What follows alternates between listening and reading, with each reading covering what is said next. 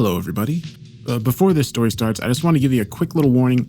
If you have misophonia, I think it's called, you might not like this story, the audio. So, yeah, I figured I'd just throw that out there. For everybody else, if you actually make it to the end of the story, let me know. That'd be pretty cool. I'm curious to see how many of you don't get grossed out and leave. But all right, here we go. Entry 1. I don't know if any of this is going to get through to anyone. If it does, it's probably because they wanted it to. In which case, I'm really sorry. Maybe they just don't even care. Maybe it doesn't matter because there's nothing we can do. If you're anything like me, you've seen some weird new stuff around town, and more importantly, you've realized it and you've remembered it while everyone else goes about their day in ignorant bliss. I don't know how far it goes, but so far, nobody has shown any capacity to register what I'm saying. I can spam it up and down the internet and I don't get one relevant response. Nothing. I've considered that I might just be crazy, but even crazy people can get some sort of reaction. Someone will at least try to humor them, calm them down. I've tried doctors, police, professors. They all just stare off into space when I start to describe this shit, like something is actively blocking the exchange of information. My biggest fear isn't even that I'm all alone. My biggest fear is that I still only perceive bits and pieces of something bigger, or worse, that my capacity to perceive all this is shrinking. I can write it down, I can record every last detail, but it's not going to matter if I become like everyone else. I could wake up tomorrow and look at my journal entries and only see a pile of mysterious cake recipes. Who the hell knows? The first thing I ever saw was one of the pickup windows. It was just like any of the others you might see at a fast food place, but it was right on the side of my own goddamn house.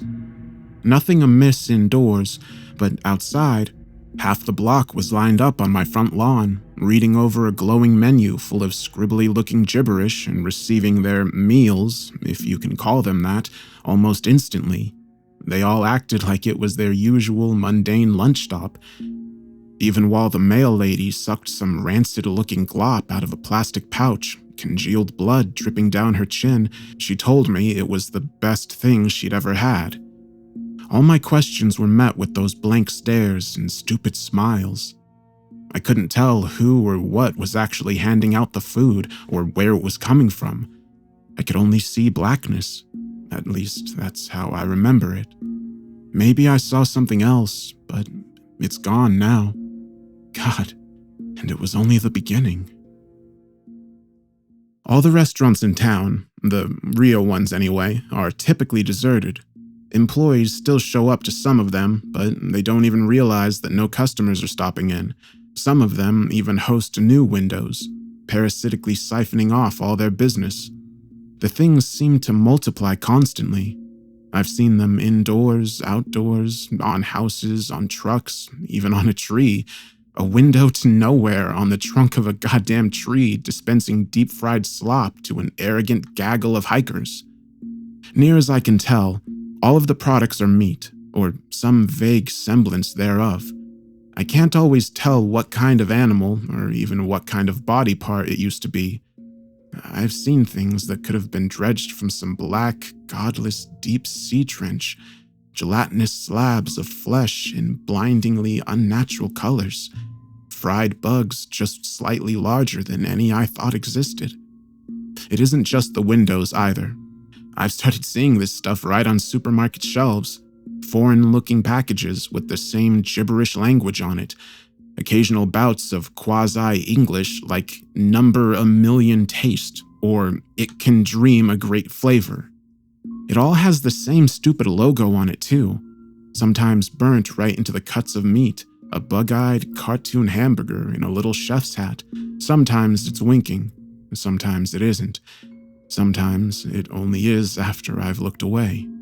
There's even people sucking down the shit on live television. The talking heads come back from commercial, licking blood and grease off their hands. The weather lady shows up looking like an extra from a slasher movie, red stains increasingly thick on a blouse. I don't think she's changed in weeks. Nobody else cares. Nobody thinks anything is odd or new or different. Nobody but me. My appetite for meat is thoroughly dead, to say the least. I don't think I could ever trust it again, but I've noticed non-meat products are growing steadily rarer. Fruits and vegetables are sitting out longer between restocks. A lot of things are just getting phased out to make room for all the new items. I shouldn't have to say this if you can already comprehend this far, but for the love of God, don't eat it. Don't taste it. Don't touch it. Try not to even smell it. The more people eat, the less they act like themselves, the funnier they talk. If you know something's up but you can't see what I'm seeing, I advise you stick to cereal. I haven't found anything fishy about any of the cereal yet. I can't begin to postulate what's behind it all. Aliens, terrorists, Illuminati reptiloids. Entry 2. The ads are everywhere. Flyers, neon signs, billboards, all of them written in some weird foreign language I can't find any match for. Plastered with goofy artwork of bug-eyed hot dogs and steaks and less identifiable things. People stop and stare at them compulsively, pupils dilating while their clouded mind registers God only knows. A lot of people say the exact same thing in the exact same tone and rhythm every single time. That sounds good enough to eat. I hear it 100 times a day, when I risk going out anyway. Then they'll head straight to one of the impossible windows, the infected supermarkets, the rapidly multiplying vending machines, or one of the green doors. Those awful fucking green doors. I don't know if they're actually new, or I'm just newly capable of seeing them. The first one I noticed had grown, for a lack of a better word, on the back wall of our local ShopRite. An ugly, faded seafoam affair, smeared windows shaped like their Burgrr logo, chrome handle flecked with rust, same as all the others I've seen since. People were coming and going at a steady pace, but even when I stalked it for a good 6 hours, I never saw the same patron coming back out again. I guess that should have been a big warning sign, but I couldn't take it. I had to know. It didn't lead into the store, of course. I knew it wouldn't. As soon as I stepped inside, I was assaulted by the sound of eating, feasting, wet, breathy chewing sounds drowning out everything else, tugging at my gag reflex. There were bars, tables, and booths scattered in disorganized patterns around rows and rows of buffets. Many seats were occupied, but the bulk of the customers were eating on foot, wolfing shit down right out of the bars as they went along. I knew none of them could comprehend what they were really doing, where they really were. The decor was almost, but not quite in the style of a retro 50s diner, maybe with a dash of Dr. Seuss. A lot of furnishings looked chunky, soft, and plastic, like they were designed for children, though I can't imagine any child with such depressing taste. Booths were lined with putrid off-green cushions. Tables were a hideous yellow tan with chipped chrome trimmings. The floors were pale blue tile, like a public restroom. Many pieces missing or disheveled. The walls were more of that tacky chrome interrupted by fake wood paneling, giving way to glass windows from about waist height to the ceiling. Yes, windows, not visible from outside. I had stepped through a door in the middle of one plain, solid brick wall, but from inside, it was glass all around. They were so thick with grime that I could scarcely see through them, but I could tell it wasn't the correct view from behind the ShopRite. It looked more like some murky storybook vista, simple, blocky houses on rolling green hills. Despite the steady stream of people coming in through the door, I couldn't see a single sign of movement or life out there. I began to wonder if I might look suspicious, just standing around and gawking while everyone else was heading straight for the food. I thought I might as well make some effort to blend in. Mistake number 1. Most of the offerings were typical of the shit coming out of those takeout windows or invading the grocery shelves. A heap of raw, red steak sat on a bed of black, clotted blood. Oversized, pasty white drumsticks dribbled cold, yellow juices. A long trough of chunky, pinkish slop jiggled like pudding as people scooped it onto their trays or straight into their grease-caked faces. I think I pulled my shirt up over my nose around this point. I thought I recognized a lot of exotic fare, frog legs, chicken's feet, beef tripe, but I couldn't be quite certain. I wasn't sure if chickens had that many toes or any frogs I knew of grew exactly that large. There was a tray of what I thought were fat, segmented seed pods, until one of them abruptly curled and uncurled twice like a beckoning finger. Absolutely made my skin crawl. There were tongues, there were brains, and there was something like clear yellow spaghetti in a pasty brown sauce. At least that's what I'm going to keep telling myself it was. There were fish fins and goat eyes and even bones, just steaming hot, perfectly bare white bones. I could barely take the sight of anyone eating. Mrs. Faber, a grim and crotchety old bag from down the street, was digging like an excited child through a big heap of what looked like horse teeth, sucking off whatever scraps of gum tissue she could find. I felt my stomach shudder. We made eye contact, and for a moment, I almost thought I saw a look of horrified clarity, like the fog was almost lifted from her mind, and she was just about to ask me what in God's name she was doing.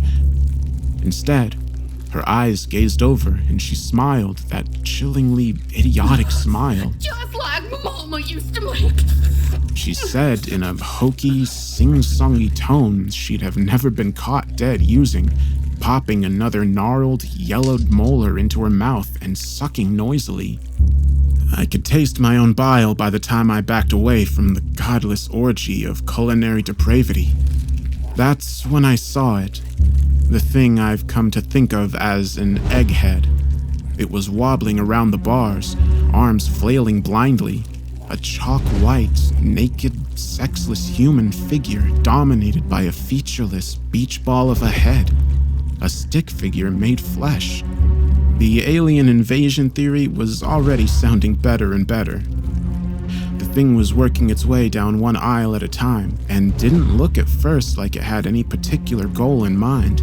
It occasionally clutched at someone's hair or clothing, almost as though desperate for attention or even in need of help, but nobody so much as blinked in its direction. I assumed I could get away with ignoring it like everyone else, until it finally hobbled its way down the opposite aisle and crossed my direct line of sight. It froze there. The blank, smooth egg face turned directly towards me. I don't remember the sprint home, but I do remember it was the dead of night when I exploded out of that ugly, greasy green door. It couldn't have been later than noon when I first entered, and I couldn't have been ogling the horrors therein for more than 30 minutes, from my perspective.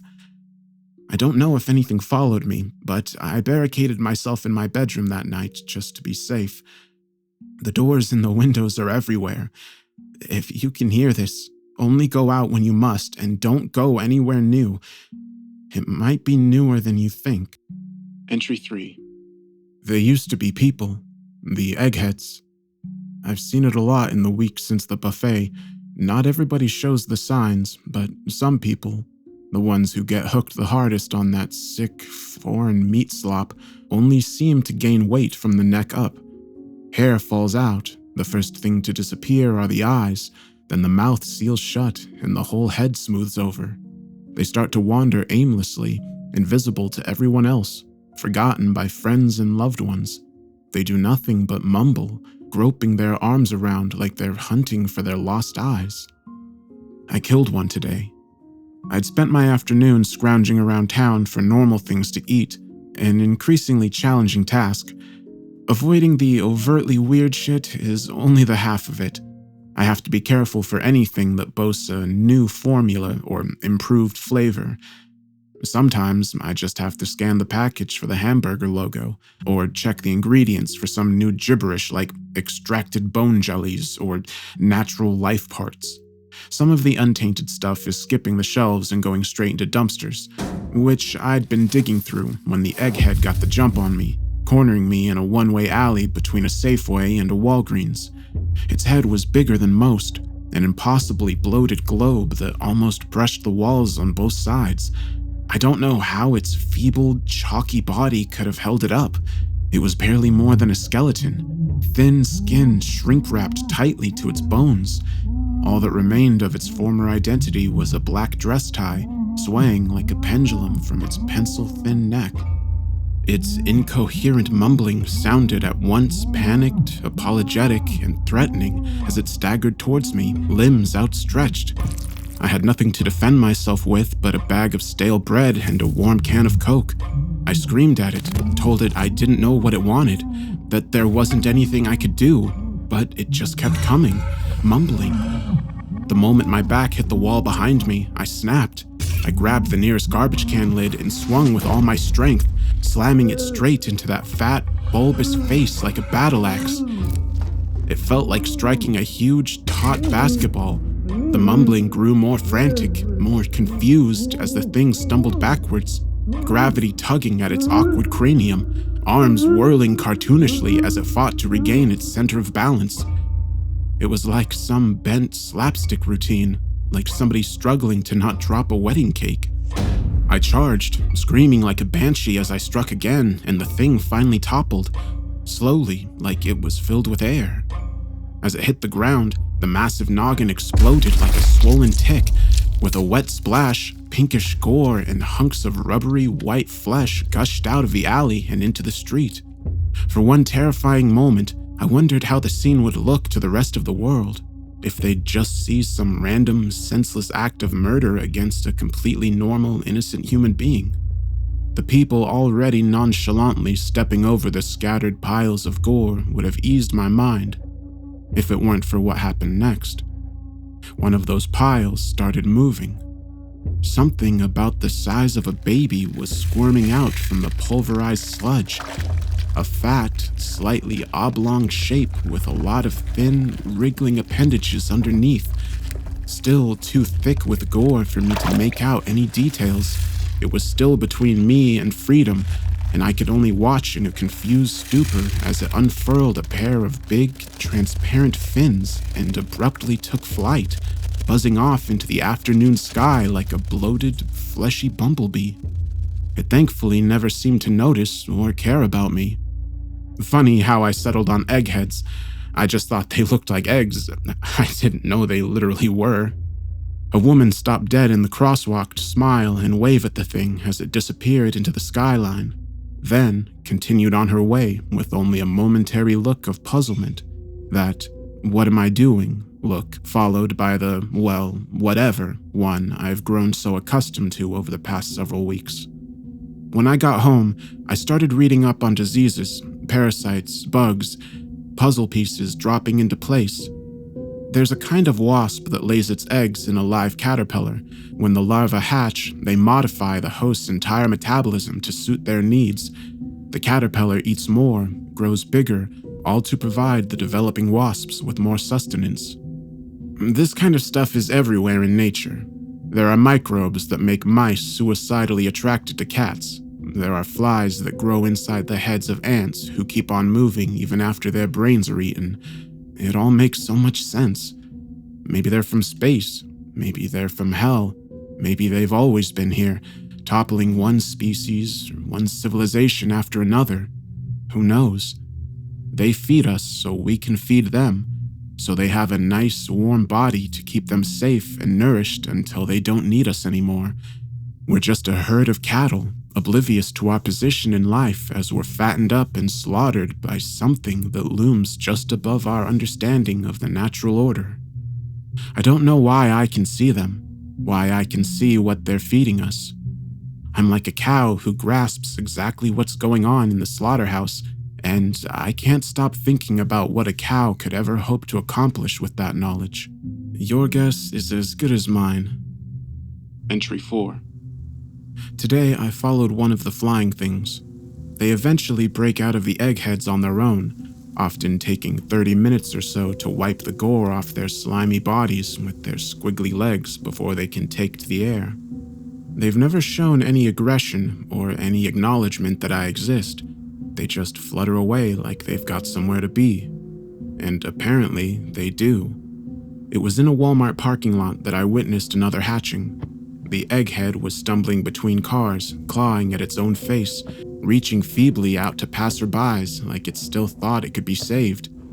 It hadn't even hit the ground before its featureless face started to crack audibly, pink goop dripping out like raw yolk.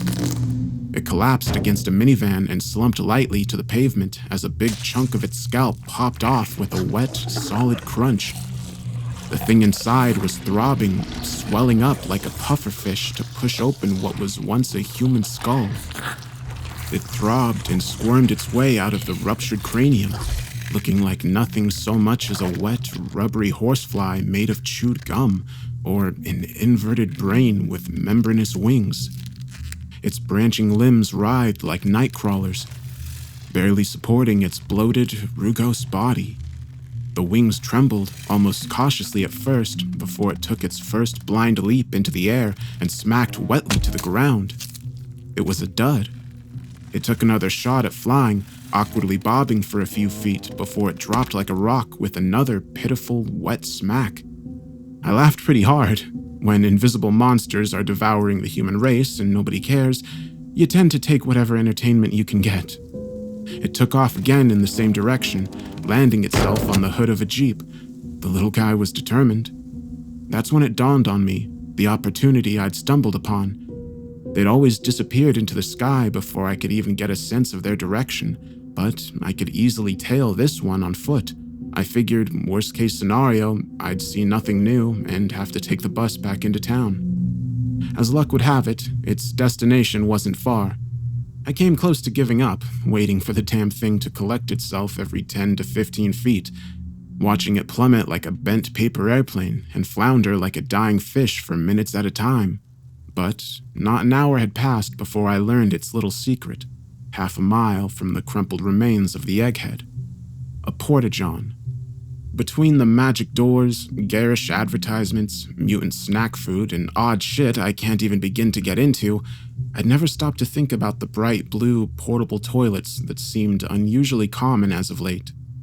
I never needed one, and with the seemingly perpetual roadwork guzzling our tax dollars for as long as I've lived here, it's not as if they were all that strange of a sight. The grimy plastic door quietly swung open as the brain bug flopped closer. I feigned disinterest, doing my best to pass by as obliviously as everyone else, but snuck a quick glance into the open honeypot. The brainfly, as I decided to dub them, was already careening down a long, dark tunnel, stretching as far as the eye could see, all somehow contained in a single, small, portable shithouse. Nothing unusual these days. As I made my way back to the car and drove the rest of the way home, only one thought persisted. I had to know. Reality was unraveling around me. Former neighbors were fighting in the streets for rancid mouthfuls of fish guts. Giant hamburgers were lighting up the night sky on neon signs that dwarfed entire buildings. Things were eating people from the inside out, and all I wanted was an answer, even a hint, any lead I could find. I didn't suspect there was anything I could do, and any day now I could wake up another deluded zombie, another gluttonous slave to their deep-fried maggots and pickled eyeballs. They could grind me up and serve me at the buffets for all I cared. I just had to know where that damn tunnel went, where the brain-eating bastards were really going. I laid awake that night, my mind racing with images of alien motherships, parallel realities, and subterranean cities. Tomorrow I'm going in. Either I die knowing one more piece of the puzzle, or I somehow kick their gooey little asses. Who's to say they'll even be prepared for an intruder if they think they've got us all fooled? I don't expect to be some kind of hero, but so far, I'm the only one I know who even has a shot at trying. Entry 5.1. I was not prepared for what I found in that tunnel. It stretched on for over a mile in the back of what should have been the 3x3 interior of a porta-pot. I'd been led there by a flying brain, and what I found still succeeded in surprising me. I planned to come prepared, but there was ultimately little that I thought would be useful. I packed a store-bought survival kit, ropes and flares and whatnot, and a heavy metal snow shovel, the only weapon I really thought would accomplish anything. The eggheads only ever responded to bludgeoning, and even then, that only seemed to speed up the hatching process. No way I could have hit one of the brain flies with a bullet, but in a closed space, I suppose I could give one a good thwack. Besides the fundamental impossibility of its existence, the tunnel was wholly unremarkable. A slightly rounded concrete corridor interrupted only by squarish, rusted grates. The distant droning escalated as I progressed, and soon enough, the tunnel gave way to what I suppose I can describe as a sort of factory floor. I don't know how long I spent just standing slack-jawed, my brain fumbling over itself to process everything I was seeing. Think of everything that comes to mind when you hear machinery. Turning cogs, conveyor belts, churning pistons, whirling fans. Mechanisms of every conceivable design and then some, cranking and pumping away in a space so vast that no floor, ceiling, or walls could be seen in the distant darkness. Now, imagine somebody threw all that away and hired clowns to remodel. 50 or 60 years of neglect later, you might have something close to the Burton-esque hell I'd stumbled upon. Everything alternated between cold, grimy steel and a sort of Candyland motif, with vividly striped plumbing and polka-dotted ductwork. I jumped as a shower of sparks flew from an immense robotic arm overhead, its rusted metal casing and tangled red wiring a stark contrast to its Mickey Mouse glove hand. I found myself retreating a few steps into the tunnel as it reached out, joints groaning with neglect, and pulled a tremendous lever with a shining pink knob, an action inexplicably punctuated by the sound of a quacking duck. Instantly, a checkerboard-looking conveyor belt squealed to life, issuing forth a procession of what may have been dead pigs, though I couldn't see their heads, or even the ragged stumps where any may have been attached. With a ridiculous slide whistle sound, another huge object rose into view, an angular pink and purple funnel the size of a swimming pool. One by one, the mystery carcasses tumbled off the belt and into the huge trumpet, each followed by a torturous rending sound and a brief but voluminous geyser of thick brown blood. The stink was overpowering. Mesmerized by the spectacle of Willy Wonka's sausage factory, I nearly fell on my ass as a large object shot over my shoulder. A brainfly. It had come up through the tunnel behind me and narrowly dodged my head by a few inches. As my heart cautiously restarted itself, I filed away the knowledge that I was still of no obvious concern to the things, even intruding as I was into what may have been their headquarters, or at least an extension of it. I wasn't sure whether or not that was reassuring. The parasite had banked sharply upwards as it left the tunnel, but I could still hear the distinct fluttering of big, membranous wings between the whirring, grinding, and occasional goofy honking of the factory. I craned my head, waiting for the irregular cracking of equipment to illuminate the gloom.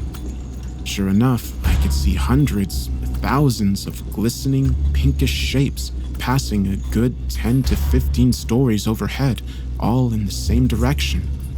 I followed. A network of catwalks made navigation relatively easy, and I was usually able to keep sight of the concrete wall I'd emerged from. Tunnel entryways were frequent, brainflies periodically zipping through to join their brothers and sisters above.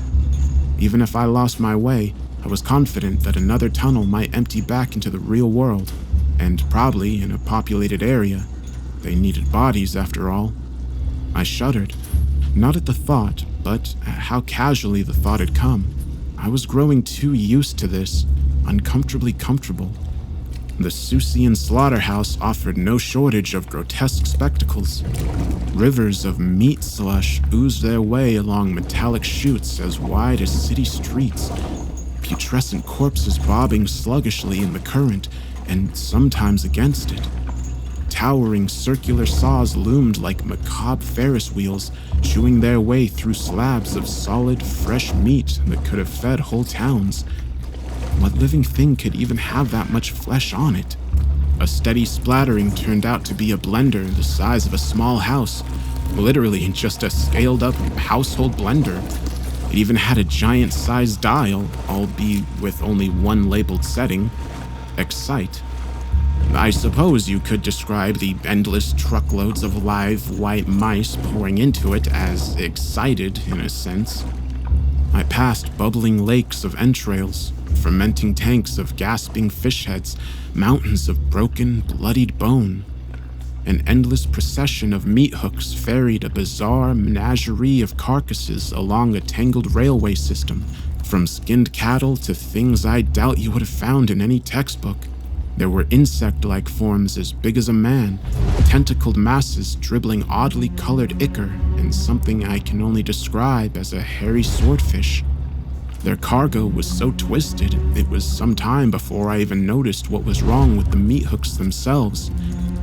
They had no wheels, but clung to their rails by mechanical, spider-like legs, tip-tapping along with blinding speed.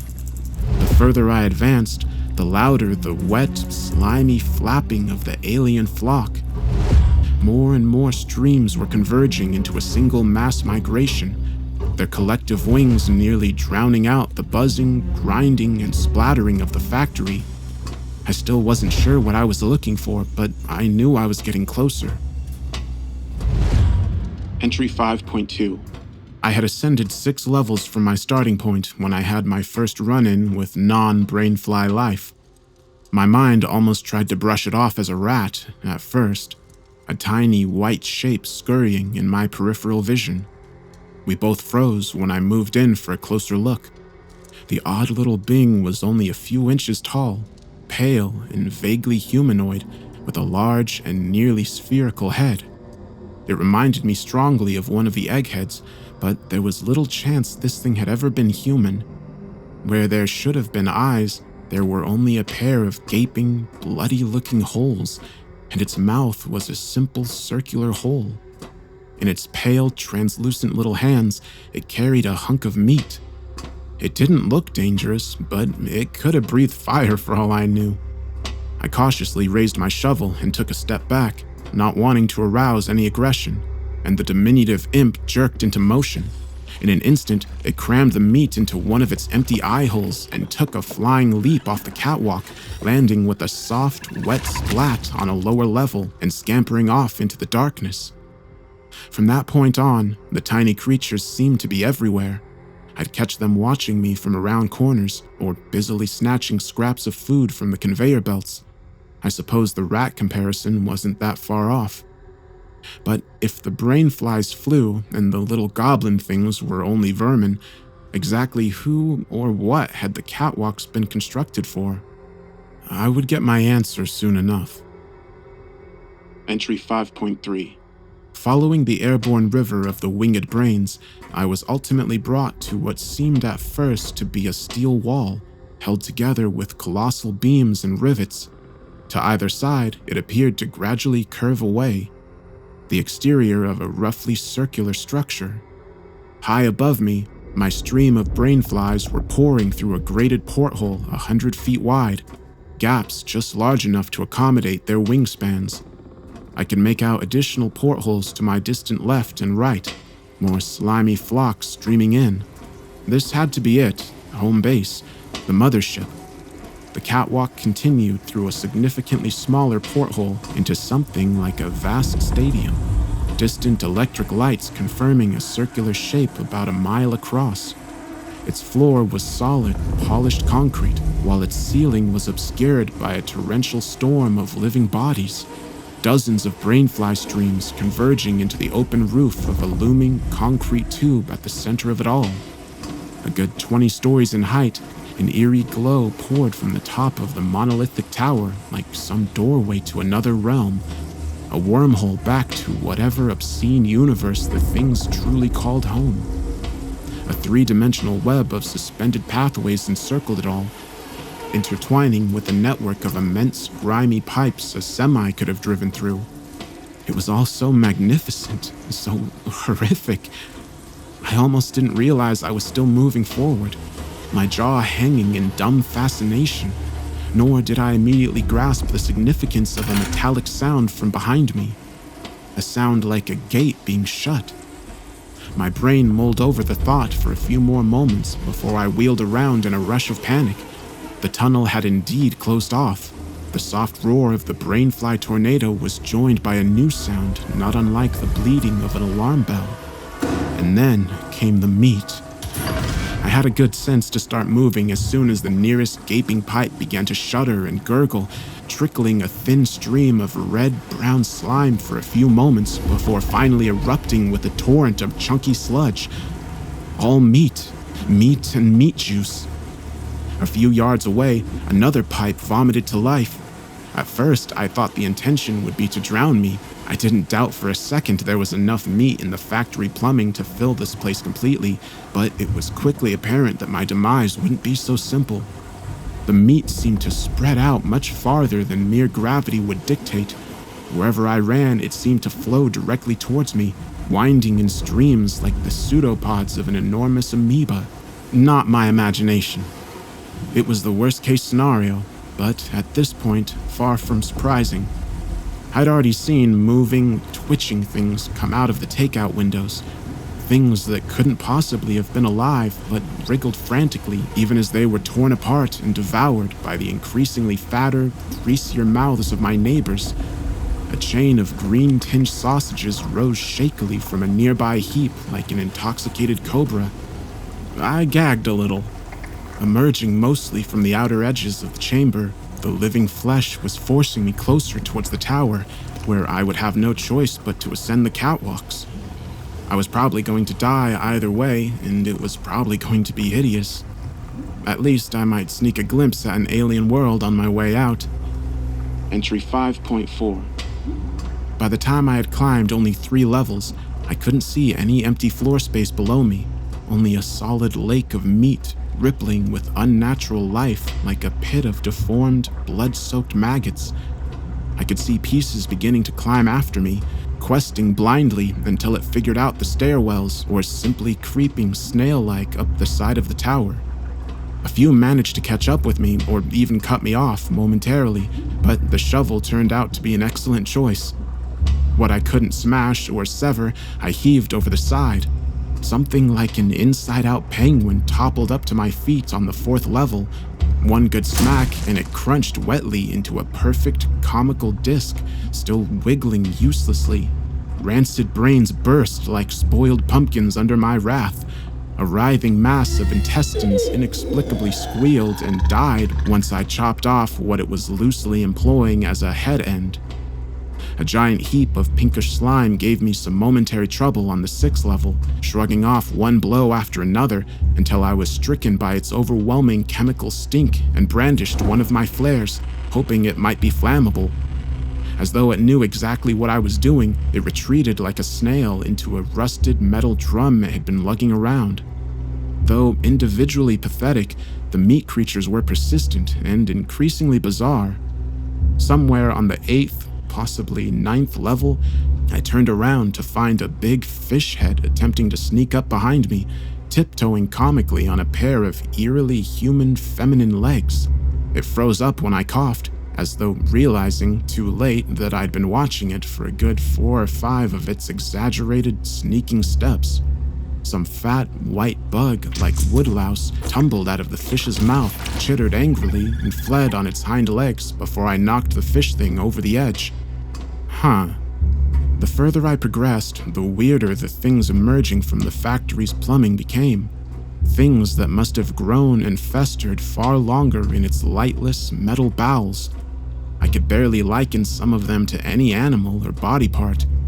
Pustuled yellow tubes looped along like inchworms, and tentacled black blobs floundered like stranded fish in pools of their own yellow-green secretions. I was waging a war against hot dog scraps from Planet X. Entry 5.5. I was beginning to get cocky. No matter how horrendous, every meat beast had an easy weak point. I was increasingly confident I could make it home alive, wondering if, perhaps, they had only put the world under some sort of hypnotic spell because we were simply too powerful, too dangerous for them to defend against. I was beginning to feel like a hero after all, like I was living my own video game. This self-important high was cut short on about the 15th level, when the first real wrench was thrown into my hit things with a shovel strategy. The thing blocking my path was not made of meat, not on the outside at least. It appeared to be made entirely of iron, rugged and nearly black. The torso, like a department store mannequin, stood atop 3 jointed, knobby legs, and its single arm terminated in a pair of jagged tongs, periodically clacking shut. The oversized head resembled some sort of huge pot or boiler with a pair of cartoonish, painted-on eyes. An orange-yellow glow could be seen through its many cracks and vents. I didn't suspect there was much a shovel could do to this one, and it neither backed off nor approached. It simply stood there, waiting, daring me to take a move. I could see a dense river of meat bodies surging along the path only 3 levels below, making the same slow spiral around the tower as I was. Fragile or not, there was no way I could keep their numbers at bay forever. I wondered if I'd be taken alive. A dozen images flashed through my mind. The eggheads, the things I'd seen here, things I'd seen in PETA propaganda videos. Any of them could be my fate. Let's just talk about this, Sonny Mom. The voice snapped me back to reality, if you could call this reality. It had come from in front of me, from the robot cook, or whatever it was. What? It spoke again. It doesn't have to be this way, Missy George. Besides its mangled grasp of pronouns, it spoke English with remarkable clarity. Its voice was soft and feminine, with just a slight metallic quality. I'm sorry? Was all I could manage, still dazed. We can put you right back where you belong, little thin duck. We can even fix you up like the rest. You'll never know. I knew exactly what it was talking about. The brainwashing. As far as I knew, I was making first contact with a non-human intelligence, and I had a billion questions about what they were doing to us, where they came from, what else was out there in the universe, or multiverse, or whatever we might be living in. Only one thing actually came out. Fuck yourselves! It sighed a hollow, metal sigh, a little smoke escaping from its face vent. It seemed to sink a little at my response. If that's how you want it, whatchamawazzle. It rose threateningly on its 3 legs, and I realized what it reminded me of: a barbecue grill. In the blink of an eye, its clawed arm shot out and clamped around the handle to my precious shovel, effortlessly tearing it from my grip and dropping it to the walkway. It shot out again, and this time got me by the neck. It slammed me to the ground, taking apparent care not to choke me just yet, but at least cause considerable pain. Its legs clanged noisily as it positioned itself directly over me and planted its metal ass directly on my stomach, pinning me down even tighter. Lines of black grease began to roll down the thing's artificial face, sizzling furiously. I screamed weakly through the creature's grasp when a single, tiny droplet met the exposed skin of my arm. It felt like I was being branded. The monster giggled. It spoke out the laughter like it was reading from a bad script. If its eyes had been real, it would have been looking directly into mine, and if it had lips, I'm sure they would be smiling. It bent forward, the grease now cascading in a thick curtain, threatening any moment to start raining in hissing streams onto my exposed face. The claw around my neck tightened, finally pinching shut my airways. It was going to burn my eyes out while it strangled me to death. I let go of the thing's arm to shield my face as best I could, wishing I had the foresight to be wearing heavier grade gloves as I awaited the torrent of boiling grease, the thing's giggles reaching a fever pitch. It stopped. The grease didn't come. Removing my hands from my eyes, I saw that the monster's head had turned away from me. It shrieked. I couldn't tell what it was looking at until it unexpectedly loosened its grasp on my neck and lurched to its feet. I could see small white shapes out of the corner of my eyes. It wailed like a child as the rubbery hobgoblin scrambled up its metal body like boneless gecko lizards. It started to stumble about, trying its best to pick off the teeming pests with its single arm, but they slipped through the claw like jelly. I wasn't sure how long it would be distracted, and I dove from my shovel before teetering painfully to my feet. I could see the swelling leech of meat just one level below. Vital things! Vital! They're in my face! I was almost too fascinated to act. The hobgoblins had pried the lid off that rusty grill head, exposing an oily, blackened little form underneath. It was too tangled and burnt to make out, but I could see various limbs waving frantically to keep the gremlin things at bay. I raised the shovel, prepped to strike. All at once, the little creatures snapped their head in my direction and dropped like flies from the metal being, falling to the ground and scattering out of sight. The grill face, too, turned towards me. Thank you! You have no idea what... I let out a berserker howl as I brought down the shovel squarely on that black, twitching body, splatting it with a wet crunch and a deafening bang against the white-hot grill it rested upon.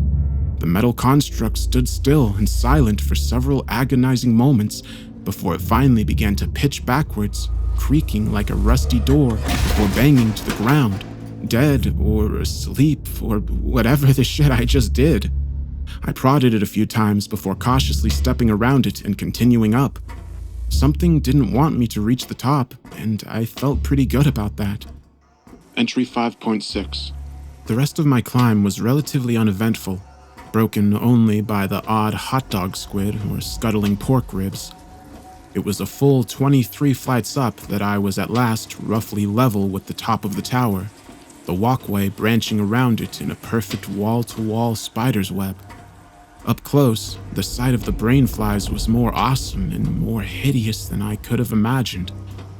Bathed in that alien light, the roaring funnel of unearthly life was almost too beautiful to have burst its way from formerly human skulls. The death toll they represented must have been staggering. That terrible beauty rather harshly clashed with the figure standing a few yards ahead on a raised rectangular platform, back turned towards me as it overlooked the tower and appeared to fidget with a large control console. I blinked hard, trying to register its strangely familiar shape. It had no apparent head or neck, its body only a broad, rounded mass, like a squashed barrel. A pair of dark, mushy limbs extended from its sides. A white object bobbled around on its upper surface. I didn't want to accept what I was looking at. It was too much. Even now, it was just fucking stupid. It was a hamburger in a chef's hat, like the logo. If I could sneak up on it, I could plunge my mighty blade straight down into its big, stupid, broad head. There was no way it could hear me coming above the teeming bugs. I took my first light, cautious step. It whirled around. Fuck. For a long time, we just stared at one another. The rancid-looking beast regarded me with bulging, bloodshot eyes the size of soccer balls, oozing and twitching as it looked me up and down. I didn't know what else to do. What was going to finally break the staring contest? I lowered my shovel and raised a hand in greeting. Hello? The moldering sandwich still stood for a few more moments before those slimy eyeballs rolled in their littlest sockets, as if I'd said or done something even more ridiculous than the thing's very existence. I almost began stammering a follow-up statement when one of its slimy appendages suddenly reached for a huge, bright red switch on its console and nonchalantly pressed it. It raised one sludgy beef hand and gave a sort of toodaloo finger wave as its entire platform abruptly plunged through the floor and disappeared out of sight. The elevator shaft sealed off behind it, and moments later, the catwalk began to flood with activity. Entry 5.7. From somewhere on the opposite side of that glowing, flying brain tornado came dozens of new shapes. meat beams were pouring from some unseen new opening, already looking larger and meaner than any of the oozing rejects I'd been mowing down. I didn't suppose my little gremlin friends were waiting nearby with any flamethrowers. The first thing to reach me was a squiggly, bear-sized yellow mass of soft, tangled limbs rolling along at seemingly abnormal speed. It looked almost like an octopus until a long neck snaked out from its warty folds, snapping at me with an orange beak. A giant, boneless chicken. Why was this my life? With a surge of contemptuous bloodlust, I hacked mercilessly into the abominable thing long after it had ceased moving, only for something else to whistle just over my head. I spun around in the shredded remnants of the octobird, coming face to featureless doll crotch with a pair of skinned legs, 6 feet high and fused at the hips. I staggered back, foolishly slipping in the scattered chicken guts and landing flat on my back. The legs ended in needle-sharp lances of bone, precariously balancing on the metal mesh of the walkway. They raised one wicked lance into the air again, aiming straight for my eyes, and it was a miracle I put the shovel between us quickly enough. The leg seemed to momentarily vanish with the speed of its strike. It took a moment to regain its balance as it bounced off the shield, the thin tip of its bone holding up distressingly well. I barely managed to sit upright as it took a stab from my heart, and I scrambled to my feet just in time to deflect a third strike. Enraged, I swung the shovel like a barbarian's axe, and the legs toppled. While they flailed over the guardrails, I could swear to God I heard them utter a soft, high-pitched... From another direction came a throbbing heart the size of a small car, ambling along on its branching veins, an equally gigantic steak knife protruding from its center like a metallic snout. It reared back, raising itself a full 8 feet on its tendrils, and let out a high-pitched, rat-like squeak. Nope! I attempted to flee down another branch of the metal web, but my course was soon interrupted by a clattering, scarecrow-like assemblage of bone shards and flimsy sinew, chattering its many fractured, dog-like skulls as it swung a large, sawtooth jawbone at my stomach. I struck back with my own weapon, its skull splintering even further beyond recognition. My adrenaline was surging as, single-minded as the gore-faced hordes themselves, I demolished one twisted child of Satan's deli after another. I toppled shuffling golems of pork scraps, wailing ghouls of dripping lard, a serpentine mass of fused chicken feet, and even that giant squeaking heart. Its arteries dousing me with geysers of hot blood as its throbbing at last subsided. I was almost disappointed by how easy it had all been. I shouldn't have been. As I stood in a puddle of mashed viscera, blood, and who knows what else streaming off my face, I heard mysterious clangs echo through the vast space, and felt the walkway shudder under my feet. It was followed by another. The shaking intensified. It reminded me rather uncomfortably of huge, heavy footsteps on the grated floor. 2 guesses what it was. Come on, I dare you. Entry 5.8. As the stomping grew louder, an even larger figure emerged from the other side of the flying brain tornado, a shape looming 15 feet tall in the dim, flickering green light. Like the pressure cooker bitch or whatever that was, it had a largely metallic appearance, though at the same time, strangely organic. Its spindly, nearly skeletal body didn't seem like it should have been heavy enough to rattle the floor so violently, its long, bony feet terminating in thin, sword-like talons. Most of its weight was likely concentrated in its head, immediately recognizable as the shape of a sausage grinder, slowly waving with each laborious step. A pair of slimy eyeballs like the Burgrr man stared down at me from one side of this huge contraption, and where there should have been a handle was only a black skeletal arm ending in another of those white cartoon gloves. Its worst characteristics by far was the way it breathed, a hollow metallic wheeze of increasing speed and intensity, the panting of some starving dog who just caught whiff of fresh roadkill. It stepped effortlessly from one catwalk to another, like a spider scrambling in slow motion, moving along the strands of its web. And as it drew closer, something unimaginably worse began to happen. The meat, all of the meat I had just slaughtered for at least its second time, was beginning to move once more. As one, the mutated horrors around me began to writhe, stumble, and drag themselves toward the grinder-headed giant whose single arm shot out the moment one groping, rolling pile of giblets came within its impressive reach. It lifted the shining, sticky mass up to the filth-caked funnel on the top of its grinder head and dropped it straight in. It continued to stomp its way in my general direction, scooping up more monsters and dumping them into its upper orifice until they were nearly spilling over the sides, a churning bathtub of flesh and innards. The thing was slow, but as I ran from one end of the spider's web to the next, I found every possible exit sealed tight. And by now, the meat rising from below had almost reached my level. There was no way out. There was nothing to fight. I could only keep running. I turned to look back at the grinder being, still ponderously but relentlessly pursuing me in a straight line as I was forced to zigzag.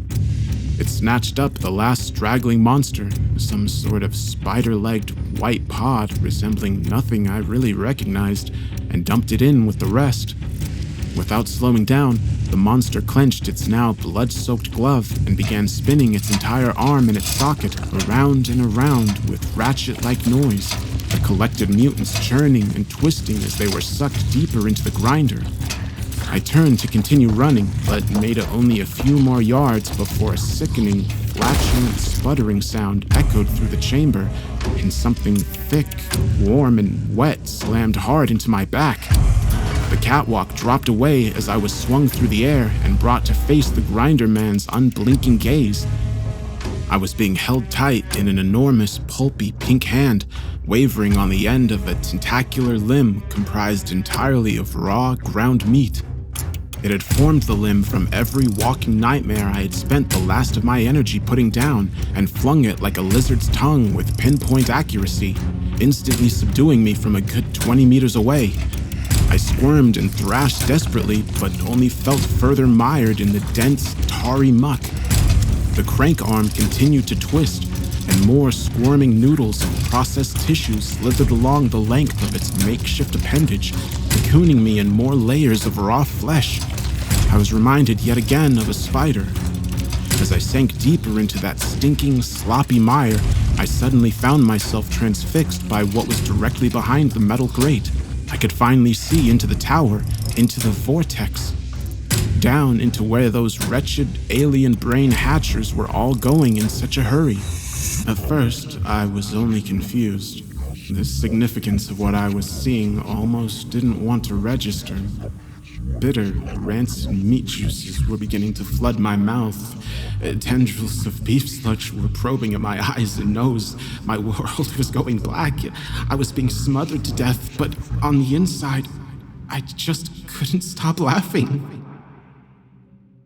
Entry 5.9. I awoke the following morning on the floor of my own home, alive. My body was caked with meat gunk, my clothes sticky with blood. Not a dream. What little must have been in my stomach promptly emptied itself onto the carpet. I guess I'd be tearing these up soon, if there was any real point. I staggered to the shower, my mind racing with all I'd seen in the meat factory. They had apparently neither wished to kill me nor erase my memories. I guess they knew, as well as I did, that there was nothing I could do to them. After all, if cattle couldn't do much to change their fate, what hope could there be for the cattle feed? A bonus entry is available if all passwords are entered as one word. Entry 6. I tried to get a fountain Coke at the 7-Eleven, some sort of pinkish gunk coiled out like soft serve, smelling like hot bologna. I cut open what I thought was a watermelon, and the inside was a lot like a brain. I unwrapped an Almond Joy and got nothing but a length of bone filled with a clear yellow mush. I put money into a Coke machine. I saw the bottle tumble to the bottom. I reached through the door. All I pulled out was a heart, still beating. I hurled it to the pavement and stomped it into nothing but a red, sticky stain. I came home starving, not even surprised by the flock of chickens hobbling around my front lawn, plucked and headless. I staggered to my kitchen and cracked into another box of cereal from my dwindling stash. Cat food stink. Cartoon hamburger. The words superior food matter had replaced Frosted Flakes. Tony the Tiger was just a grainy photograph of a bobcat. A box of Lucky Charms now said added tissue rind above some shitty JPEG stock art of a nobody leprechaun. The rest of the box was dominated by a close-up of clammy, gray intestines. I rummaged through the whole supply in a daze. Red blood materials. Marvelous food nugget.